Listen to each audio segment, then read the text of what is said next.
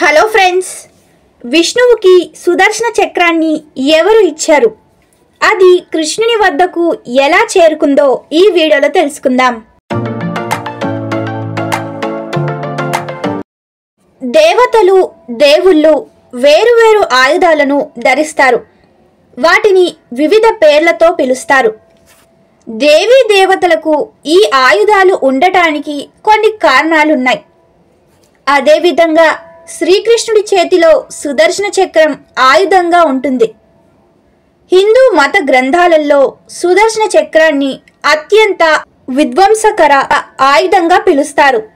సుదర్శన చక్ర వివరణ పురాణ కథలలో కూడా కనిపిస్తుంది. అయితే శ్రీకృష్ణుడికి సుదర్శన చక్రాన్ని ఎవరు ఎలా ఇచ్చారో ఇప్పుడు మనం తెలుసుకుందాం. కానీ అంతకన్నా ముందైతే మీరు మన ఛానల్ని ఫస్ట్ టైం చూస్తున్నారా? అయితే వెంటనే ఛానల్ని సబ్స్క్రైబ్ చేసుకోండి. పక్కనే ఉన్న బెల్ ఐకాన్ని యాక్టివేట్ చేయండి. మీరు అలా యాక్టివేట్ చేయడం వల్ల నేను పెట్టే ప్రతి ఇన్ఫర్మేషన్ వీడియో మీకు ముందుగానే రావడం జరుగుతుంది. చాలామంది వీడియోస్ని చూస్తున్నారే కానీ ఒక్క చిన్న లైక్ ఇంకా సబ్స్క్రైబ్ మాత్రం చేయట్లేదు.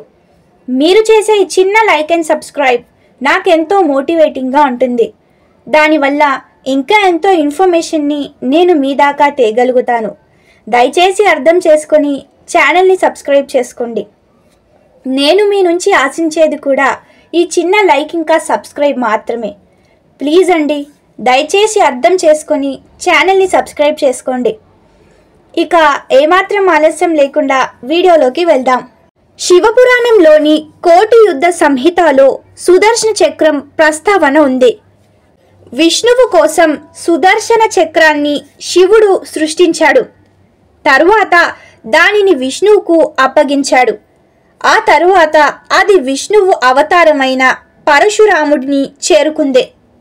ఆ తరువాత ఈ చక్రాన్ని శ్రీకృష్ణుడికి అప్పగించాడు. పురాణాల ప్రకారం మొత్తం సృష్టిలో రాక్షసుల దురాగతాలు పెరుగుతున్నప్పుడు సకల దేవతలు విష్ణువు వద్దకు వెళ్ళారు. అయితే రాక్షసులను ఓడించడానికి విష్ణువుకు దివ్య ఆయుధం అవసరమైంది. అప్పుడు శ్రీ మహావిష్ణువు కైలాస పర్వతానికి వెళ్ళి శివుణ్ణి పూజించడం ప్రారంభించాడు. విష్ణువు 1000 పేర్లతో బోలా శంకరుణ్ణి స్మరించాడు. ప్రతి పేరుకి ఓ తామర పువ్వు చొప్పున శివయ్యకు సమర్పించడం మొదలుపెట్టాడు. అప్పుడు శివుడు విష్ణువును పరీక్షించడానికి 1000 తామర పూలలో ఒకదాన్ని దాచాడు. ఒక పువ్వు లేకపోవడంతో విష్ణువు తన ఒక కన్ను శివునికి సమర్పించాడు. ఆ తరువాత బోలాశంకరుడు సంతోషించి తాను స్వయంగా తయారు చేసిన సుదర్శన చక్రాన్ని విష్ణువుకు సమర్పించాడు. శ్రీహరి ఈ చక్రాన్ని ధరించాడు.